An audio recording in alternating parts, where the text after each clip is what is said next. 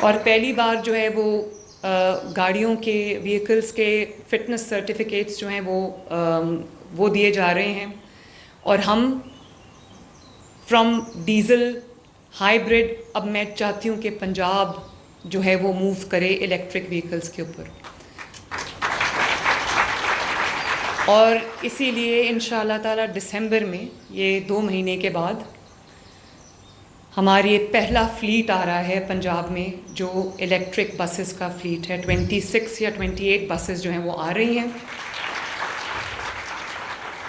جس میں نے جب میں ابھی پرسوں اس کی میٹنگ کر رہی تھی کل، یا میں نے ان سے کہا کہ نہ صرف یہ کہ ہم الیکٹرک بسز لے کے آ رہے ہیں، ان کے جو چارجنگ سٹیشنز ہیں اس کے لیے جو انفراسٹرکچر چاہیے وہ بھی ہم جو ہے وہ سولر پاورڈ بنا رہے ہیں تاکہ بجلی کا کنزمپشن اور خرچہ کم سے کم ہو، اور اس کے بعد وہ جو بچت ہوگی وہ ریڈیوسڈ فیئرز کی، ریڈیوسڈ کرایہ کی صورت میں جو ہے وہ عوام کو ملے گی.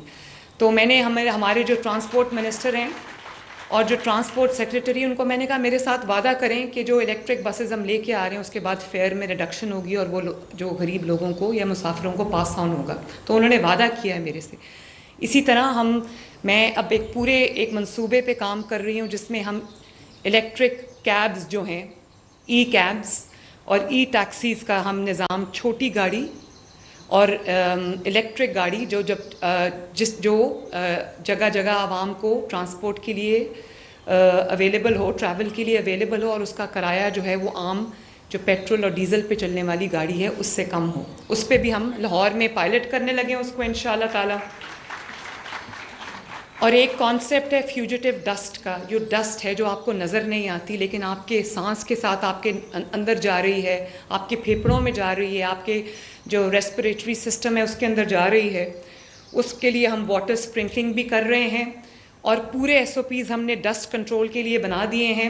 اور جو پوری رجیم بنائی ہے کہ جو گاڑیاں یا ٹرکس جو ہیں وہ سیمنٹ لے کے جاتے ہیں ان کو پوری طرح اینڈ ٹو اینڈ کور کیا جائے تاکہ ڈیورنگ دا ٹریول وہ اڑ کے جو ہے وہ فضا میں نہ جائیں اور آلودگی کا باعث نہ بنیں، ان کو کور کیا جائے.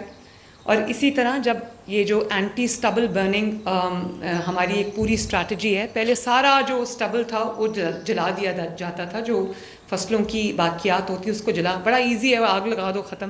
لیکن اس آگ سے جتنی اسموگ بنتی ہے، جتنا انوائرمنٹ کا ہیزرڈ ہے وہ آپ کو اندازہ بھی نہیں ہے. تو اب ہم اس کو جو ہے اس کی اتنی سختی ہم نے کر دی ہے، اس میں ہم نے جرمانے بھی کیے ہیں، لوگوں کو ہمیں بادل نخواستہ اریسٹ بھی کرنا پڑا ہے. اور میں نہیں کرنا چاہتی لیکن انوائرمنٹ کے بہتر بنانے کے لیے مجھے یہ دل پہ پتھر رکھ کے یہ سٹیپس کرنے پڑ رہے ہیں. اور اس کے لیے ہم سپر سیڈرز دے رہے ہیں، اور ابھی ہم نے 600 سے وہ شروع کیا ہے لیکن انشاءاللہ تعالیٰ اس کو ہم اور زیادہ بڑھائیں گے. اسی لیے اور پھر پلانٹ فار پاکستان ایک بڑی افیکٹو کیمپین ہم نے شروع کی ہے جس کو لیڈ مریم اورنگزیب کر رہی ہیں. اور وہاں پر سب سے پہلے پلانٹیشن وہاں پر ہو رہی ہے جہاں کاربن ہاٹ سپاٹس ہیں، وہیں پر کاربن سنکس لگا رہے ہیں، دے بائی میننگ کہ جہاں پہ کانسنٹریشن زیادہ ہے کاربن کی، وہاں پہ جب درخت لگتے ہیں تو درخت جو ہے وہ اس کو ایبزارب کر لیتے ہیں، انوائرمنٹ کا ہیزرڈ نہیں بنتا.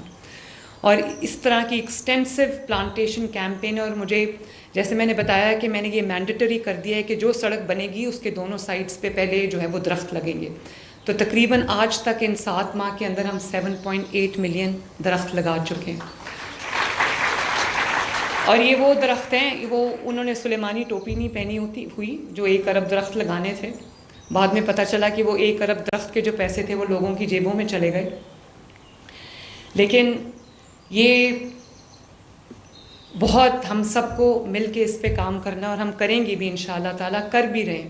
لیکن کیونکہ یہ یوتھ میرے سامنے بیٹھی اور جب یوتھ سے بات کرنی ہوتی ہے تو میں اپنے دل کی بات ضرور کرتی ہوں، کیونکہ آپ کے ہاتھ میں اس ملک کی، ہمارے بعد یہ ملک آپ کے ہاتھ میں آئے گا، آپ اس کے رکھوالے ہیں، آپ اس کے ایک اور چیز بہت ضروری ہے اور وہ میرے سے پوائنٹ مس ہو گیا، اور وہ ہم نے جو ایک سے نو ٹو پلاسٹک ہم نے کیمپین شروع کیا. آپ کو بڑی خوشی ہوگی یہ جان کے کہ مجھے یہ بتایا گیا ہے کہ یہ اوور نائٹ تو ختم نہیں ہوتی. Plastic is a very easy thing. Plastic کا لفافہ پکڑا، اس میں چیز ڈالی اور وہ کر دیا. لیکن پلاسٹک کا یوز ہم ختم تو نہیں ابھی کر سکے، لیکن بہت حد تک اویئرنیس جو ہے وہ ہم نے ریز کی ہے، بہت حد تک سختی کی ہے، اور تمام ڈی سیز کو ان کے KPIs میں جو ان کے کی پرفارمنس انڈیکیٹرز ہیں اس میں پلاسٹک کے خلاف کیمپین شامل ہے۔ تو ون ٹائم جو یوز پلاسٹک ہے اس پہ ہم نے پابندی لگائی ہے، اس کا آغاز میں نے اپنی حکومت سے کیا ہے۔ ہماری حکومت میں کہیں بھی آپ دیکھیں میرے ہاتھ میں کبھی آپ کو اب پانی کی پلاسٹک کی بوٹل نظر نہیں آئے گی۔ تو میں سب سے یہ کہتی ہوں یہ چیز آپ نے بھی انکلکیٹ کرنی ہے لوگوں کے اندر کہ سے نو ٹو پلاسٹک، پلاسٹک زہر ہے۔ اور بہت کم ہو گیا، بلکہ لاہور کے جو ویسٹ مینجمنٹ کمپنی انہوں نے ہمیں بتایا کہ وہ جو ویسٹ کلیکٹ کرتے ہیں اس میں جو پلاسٹک کی تعداد ہے جو وہ ویسٹ کلیکٹ کیا کرتے تھے وہ بہت حد تک نیچے گئی ہے۔ میرا خیال ہے کہ یہ بہت بڑی ڈیولپمنٹ ہے، بہت بڑی اچیومنٹ ہے۔ اور آج مجھے یہ دیکھ کے خوشی ہوئی کہ نہ صرف ہم وہ پلاسٹک جو ہے وہ کم ہو گیا ہے، بلکہ اس پلاسٹک کو ہم ریسائیکل کر کے اس سے بچوں کے اسکول کا فرنیچر بنا رہے ہیں، ان کے جھولے بنا رہے ہیں، ان کے سوئنگز بنا رہے ہیں، اور بڑے خوبصورت بینچز تھے جس میں ہم نے جو ابھی مجھے باہر ملے تو میں نے ان کو کہا کہ اس کو میرے آفس کے باہر رکھیں تاکہ مجھے بھی اندازہ رہے کہ ہم کیا کیا کام کر رہے ہیں۔ اس کو ریسائیکل کر کے بڑے خوبصورت چیزیں جو ہے وہ اس سے بن رہی ہیں۔ تو یہ تو سب نوائز پولوشن، یہ سب پولوشن کی بات ہو گئی۔ اب ایک ایسی پولوشن بھی ہے جس کو ہم پولیٹیکل پولوشن کہتے ہیں، پولیٹیکل اسماگ کہتے ہیں، جو نظر نہیں آتی لیکن ملک کو تباہ اور برباد کر دیتی۔ یہ جو آج بچے ہیں جن کو جابز ملی ہیں، اور جو میں پہلے 1000 انٹرنز کو جابز ہم ابھی دے کر آئے ہیں ماشاءاللہ، یہ کوئی میرا احسان نہیں ہے کسی کے اوپر، یہ میرا فرض ہے، یہ میری ذمہ داری ہے جو میں ادا کر رہی ہوں۔ اور ہر روز ہمیں سننے میں آتا ہے کہ یہ احتجاج کر دو، یہ جلا دو، گھیراؤ کر لو۔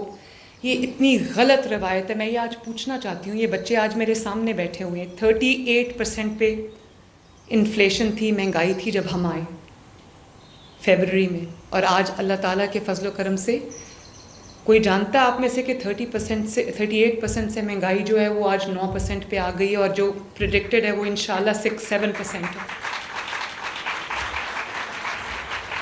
تو یہ اپنے آپ تو نہیں ہوتا نا، اس کے لیے کام کرنا پڑتا ہے، اور کام کرنے کے لیے یہاں پر درد ہونا چاہیے آپ کا اور عوام کا۔